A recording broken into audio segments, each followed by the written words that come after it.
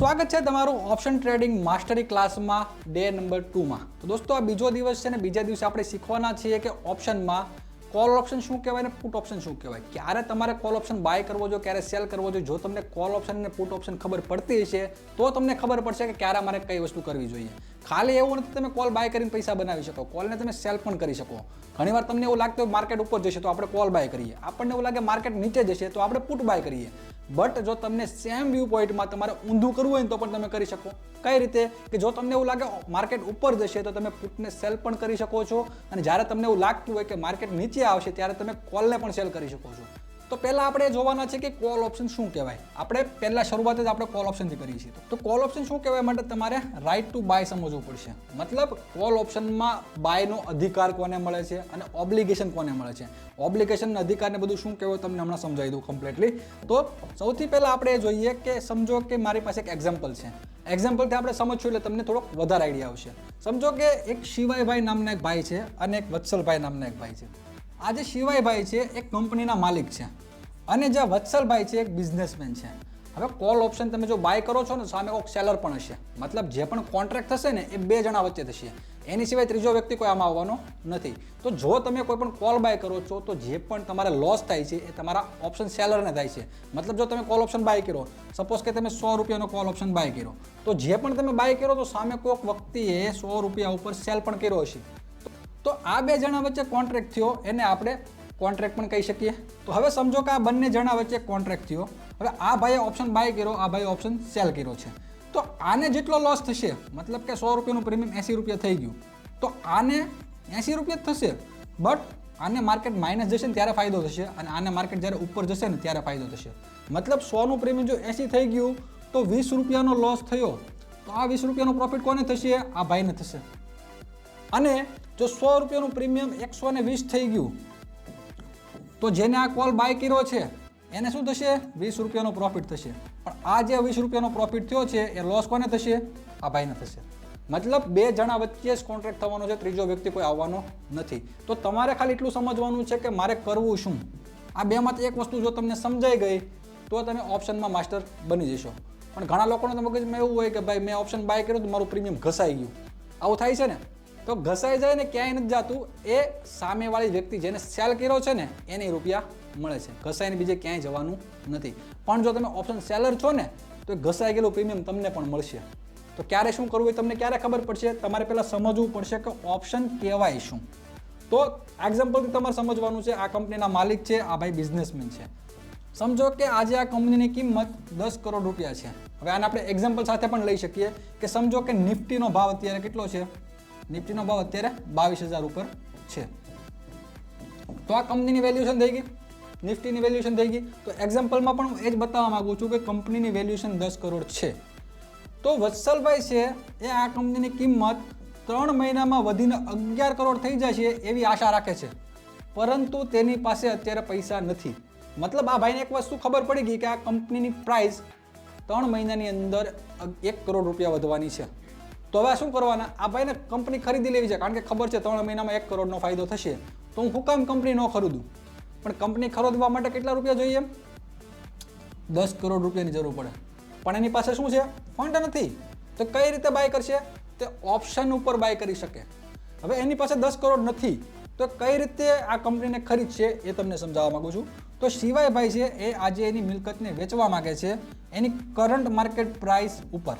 મતલબ આ ભાઈને એવું લાગતું છે ને કે કંપનીની પ્રાઇસ ઘટશે, મતલબ કે અત્યારે 10 કરોડની પ્રાઇસ છે એ ઘટીને 8 કરોડ કે 9 કરોડ થઈ જશે એટલે એને કંપની વેચી નાખવી હોય, અને આ ભાઈને એવું છે કે 10 કરોડની કિંમત 11 કરોડ થશે, મતલબ બંનેના વ્યૂ પોઈન્ટ અલગ અલગ હશે ને ત્યારે બંને વચ્ચે કોન્ટ્રાક્ટ થશે। તો આ ભાઈને એવું લાગે છે કે પ્રાઇસ ઉપર જશે, આ ભાઈને એવું લાગે છે પ્રાઇસ નીચે આવશે, પણ આ ભાઈની પાસે પૈસા નથી, તો કઈ રીતે બાય કરશે? એને કહેવાય કોલ ઓપ્શન। તો કઈ રીતે કોન્ટ્રાક્ટ થશે તમે સમજો। હવે વેલ્યુએશન 10 કરોડ જ છે, તેથી વત્સલે શિવાયભાઈને વિનંતી કરી કે કૃપા કરીને મને 3 મહિનાની રાહ જુઓ, હું તમારી કંપની 10 કરોડમાં ખરીદી લઈશ। મતલબ શું કહે છે કે તમે 3 મહિના ખમો, મારી પાસે અત્યારે પૈસા નથી પણ મારી પાસે 3 મહિના પછી પૈસા આવવાના છે, ત્યારે હું તમારી કંપની 10 કરોડમાં લઈ લઈ। પણ આ ભાઈ શું કહે કે ભાઈ વાત તારી સાચી બધી, પણ હું 3 મહિના ખમું હું કામ? લઈને 3 મહિનામાં ભાવ વધી ગયો તો હું કામ ખમું? ઓબ્વિયસ વાત છે ને કે 3 મહિના જો તમે ખમો છો તો એની કંઈક વેલ્યુ મળવી જોઈએ. નકર તમે મને અત્યારે પૈસા આપી દો, અત્યારે તમને કંપની આપી દઉં, તો જો આ 3 મહિના વેઇટ કરવાની વાત કરે છે, મતલબ આ વેઇટ કરે છે ને એને આપણે એક્સપાયરી કહીશું. મતલબ 3 મહિના પછી એક્સપાયરી છે ત્યારે એને કંપની ખરીદવાની છે. પણ વાત જોવાનું કોણ કહે છે? ઓપ્શન બાયર. મતલબ આ ભાઈને કંપની ખરીદવી છે, એનો મતલબ એ કોલ ઓપ્શન બાય કરવાની વાત કરે છે. પણ ખમશે ક્યારે? કે જ્યારે એને કંઈક વેલ્યુ મળશે. તેથી વત્સલભાઈ કહે છે કે હું તમને 10 લાખ રૂપિયા ચૂકવવા માટે તૈયાર છું, પણ તમે મને રાઇટ ટુ બાયનો કરાર આપો. રાઇટ ટુ બાયનો મતલબ શું? કે હું ધારું તો કંપની બાય કરીશ, હું ધારું તો કંપની બાય નહીં કરું. એના કરાર માટે હું તમને 10 લાખ રૂપિયા આપવા માટે તૈયાર છું. મતલબ જો 3 મહિના પછી ભાવ વધી જશે, 12 કરોડ થઈ જશે ને, તો પણ તમારે મને કંપની 10 કરોડમાં દેવાની. એવો કરાર કોણ કરે છે? વત્સલભાઈ. તો પછી એને રાઇટ ટુ બાયના કરાર ઉપર એને સાઇન કરી દીધી કે ભાઈ વાંધો નહીં, તમે ધારો તો કંપની લેજો, તમે ધારો તો નહીં લેતા, પણ મને 10 લાખ રૂપિયા આપો એ તમારું પ્રીમિયમ થઈ ગયું. પણ જો તમે કંપની નહીં લ્યો તો તમારા પૈસા ઝીરો થઈ જશે. કારણ કે જે તમે 3 મહિના ખમ્માની વાત કરો છો ને, એ ખમ્માના હું તમને 10 લાખ રૂપિયા આપું છું. તો 10 લાખ રૂપિયા આપ્યા મતલબ કે આ પ્રીમિયમ એને પે કર્યું કે ધારશે તો કંપની લેશે, ધારે તો કંપની નહીં લે. હવે આપણે બે સેનારીઓ જોશું કે પ્રાઇઝો વધશે તો શું થશે ને પ્રાઇઝો ઘટશે તો શું થશે. પહેલી વસ્તુ છે કે સિવાય કંપનીનો માલિક છે એવું વિચારે છે કે કંપનીનો ભાવ વધશે નહીં અને 10 કરોડ રૂપિયા ઉપર જ રહેશે અથવા એનાથી ઘટી જશે. અને જે વત્સલભાઈ બિઝનેસમેન છે એવું વિચારે છે કે પ્રાઇસ ઓછામાં ઓછી 11 કરોડ તો જશે જ 3 મહિનાની અંદર. કારણ કે એક્સપાયરી આપણે વાત કરી ને એ 3 મંથની વાત કરી, અને આપણે જે એક્સપાયરી કરશું એ આપણે અઠવાડિયાની પણ કરી શકીએ, મંથલી પણ કરી શકીએ, 3 મહિનાની પણ કરી શકીએ, કોઈ પણ એક્સપાયરી આપણે કરી શકીએ. બટ તમને એક્ઝામ્પલમાં એટલું સમજાવું છું કે 3 મહિનાની અંદર આનો ભાવ વધશે કે ઘટશે તો શું થવાનું છે. હવે સમજો કે 3 મહિના પછી કંપનીનો ભાવ 11 કરોડ રૂપિયા થઈ ગયો તો કોને ફાયદો થશે અને કોને નુકસાન થશે એ વસ્તુ સમજવાની છે. તો જેને કોલ ઓપ્શન બાય કર્યો હતો એને ફાયદો થવો જોઈએ ને, કારણ કે 10 કરોડની કંપની શું થઈ ગઈ? 11 કરોડની થઈ ગઈ. પ્રીમિયમ કેટલોને પે કર્યું હતું? ખાલી 10 લાખ રૂપિયા. મતલબ જો એ કંપની બાય નથી કરતો તો પણ એને 90 લાખનો પ્રોફિટ બેઠે બેઠો છે, કારણ કે એને 10 લાખ રૂપિયા પ્રીમિયમ પે કર્યું હતું અને ભાવ થઈ ગયો 11 કરોડ રૂપિયા. અને કંપની કેટલામાં ખરીદવાની હતી? 10 કરોડની અંદર. તો 10 કરોડની કંપનીનો ભાવ 3 મહિનામાં 11 કરોડ થઈ ગયો તો પ્રોફિટ કેટલો થયો? 90 લાખ રૂપિયા. કઈ રીતે તમે સમજો?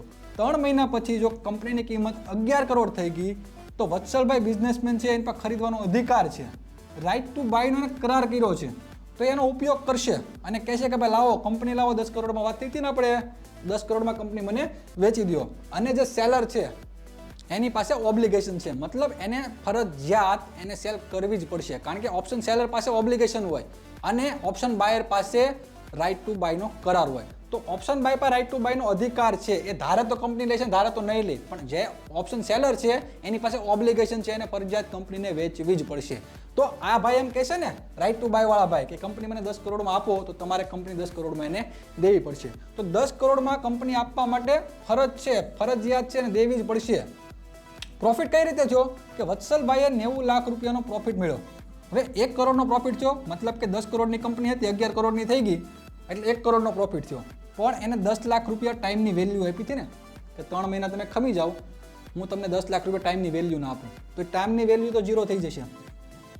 જે પણ પ્રીમિયમ તમે પે કરો છો એમાં જે સમયની વેલ્યુ છે, થીટા ડીકે છે, એ ઝીરો થઈ જવાનું, એ કોઈ દિવસ વધવાનો નથી. પણ જ્યાં સુધી તમારી એક્સપાયરી નથી આવી ને ત્યાં સુધી વધઘટ થઈ શકે. પણ જેવી એક્સપાયરી આવી ગઈ, ટાઈમ પતી ગયો, એટલે ઇન ધ મની હોય, આઉટ ઓફ ધ મની હોય કે એટ ધ મની હોય, એ પ્રીમિયમ હંમેશા ઝીરો જ થઈ જાય છે. તો સમજો કે આનું પ્રીમિયમ ઝીરો થઈ ગયું તો હવે કેટલો પ્રોફિટ થયો? 1 કરોડમાંથી 10 લાખ કાઢી નાખો એટલે ચોખ્ખો નફો કેટલો થયો? 90 લાખ રૂપિયાનો. પણ સમજો કે એ જ કંપનીનો ભાવ 9 કરોડ થઈ ગયો તો શું થશે? કારણ કે ઓપ્શન જેને બાય કર્યો છે એને તો ખાલી 10 લાખ રૂપિયા પ્રીમિયમ જ આપ્યું છે ને, અને ઓપ્શન જેને સેલ કર્યું છે ને કેટલામાં વેચી કંપની? 10 કરોડમાં વેચી છે.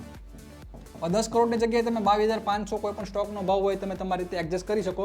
બટ હું તમને અહીંયા મોટી રકમ એટલે સમજાવું છું કે તમને સમજાય કે પ્રીમિયમ શું કહેવાય, કંપનીની વેલ્યુ શું કહેવાય, અને ક્યારે પ્લસ થાય ક્યારે માઇનસ થાય તમને રિયલમાં સમજમાં આવે.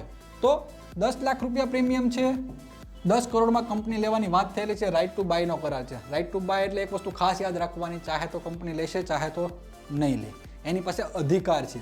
એ અધિકારના જેને 10 લાખ રૂપિયા પે કર્યા છે. હવે જે સેલર છે એને તો કંપની વેચવાની જ છે, ફરજિયાત છે, બરાબર છે. તો હવે સમજો કે 3 મહિના પછી કંપનીનો ભાવ 9 કરોડ રૂપિયા છે, તો હવે કઈ રીતેનું સેટલમેન્ટ થશે, સેટલમેન્ટ આપણે સમજવાનું છે, એટલે તમને કોલ ઓપ્શન આખું સમજાઈ જશે. 3 મહિના પછી જો કંપનીનો ભાવ 9 કરોડ છે તો વત્સલભાઈ જે બિઝનેસમેન છે એની પાસે ખરીદવાનો અધિકાર છે, મતલબ એની પાસે રાઇટ ટુ બાયનો અધિકાર છે. એ ધારશે તો કંપની લે છે, ધારશે તો નહીં લે. તો એ કંપનીનો રાઇટ ટુ બાયનો અધિકારનો ઉપયોગ કરશે અને શિવાયભાઈને કહેશે કે ભાઈ 10 કરોડમાં હું કંપની શું કામ લઉં, શા માટે લઉં? અત્યારે ભાવ એનો કેટલો છે? 9 કરોડ. તો 9 કરોડની વસ્તુના 10 કરોડ હું આપું શું કામ? જો મારી પાસે અધિકાર હોય કે હું ધારું તો લઉં, ધારું તો ન લઉં, શું કામ ભાઈ હું 9 કરોડની કંપની 10 કરોડમાં લઉં? કારણ કે આપણે રાઇટ ટુ બાયનો અધિકાર તો 10 કરોડમાં થયો હતો ને. તો 10 કરોડમાં હું નહીં લઉં, તમારે દેવી 9 કરોડમાં આપો, બાકી 10 કરોડમાં હું કંપની નહીં લઉં. તો એ રાઇટ ટુ બાયનો અધિકારનો ઉપયોગ કરશે અને કહેશે કે ભાઈ મારે તારી કંપની નથી જોતી, મેં તને 10 લાખ રૂપિયા આપ્યા, તને મુબારક. મતલબ મારું પ્રીમિયમ 0 થઈ જાય તો મને વાંધો નથી, પણ હું 9 કરોડની કંપનીના 10 કરોડ તને નહીં આપું. બહારથી ન લઈ લઉં, તને હું કંપની 10 કરોડ રૂપિયા આપું, કારણ કે 9 કરોડમાં કંપની મળે છે અત્યારે. તો આ શિવાયભાઈને 10 લાખ રૂપિયાનો પ્રોફિટ મળ્યો અને વત્સલભાઈને 10 લાખનો લોસ ગયો. કઈ રીતે લોસ ગયો? 10 કરોડની કંપની હતી એનો ભાવ ઘટી ગયો, એટલે જે 10 લાખ પ્રીમિયમ પે કર્યું હતું એ પ્રીમિયમ એને જાતું કરવું પડશે, કારણ કે 9 કરોડની કંપની કોઈ 10 કરોડમાં તો લેવાનું નથી, કારણ કે 1 કરોડનો તો લોસ વયો જાય ને કારણ વગરનો. એટલે રાઇટ ટુ બાયના અધિકારનો ઉપયોગ કરશે અને કંપની લેવાની ના પાડી દેશે. પણ એના 10 લાખ રૂપિયા જે પ્રીમિયમ પે કર્યું છે એ પ્રીમિયમ તેને ચૂકવી દીધું છે, એટલે એ એને લોસ જશે. મતલબ આ ભાઈ જેને પ્રીમિયમ પે કર્યું છે, જેને કોલ ઓપ્શન બાય કર્યો છે એને શું થશે? લોસ જશે, પ્રાઇસ નીચે જશે તો. અને જેને કોલ ઓપ્શન સેલ કર્યો છે એને શું થશે? એને પ્રોફિટ થશે. શું કામ? કે 3 મહિના પતી ગયા અને ભાવ ઉપર જવાનું બદલે નીચે ગયો, એટલે જેની પાસે અધિકાર છે ના પાડી દેશે, એટલે એને પ્રોફિટ થશે. કારણ કે થીટા ડીકે નામની વસ્તુ જે આવે ને, જ્યારે ટાઈમ તમારો પૂરો થઈ જાય એટલે ઓપ્શન સેલરને ફાયદો થાય અને ઓપ્શન બાયરને નુકસાન થાય.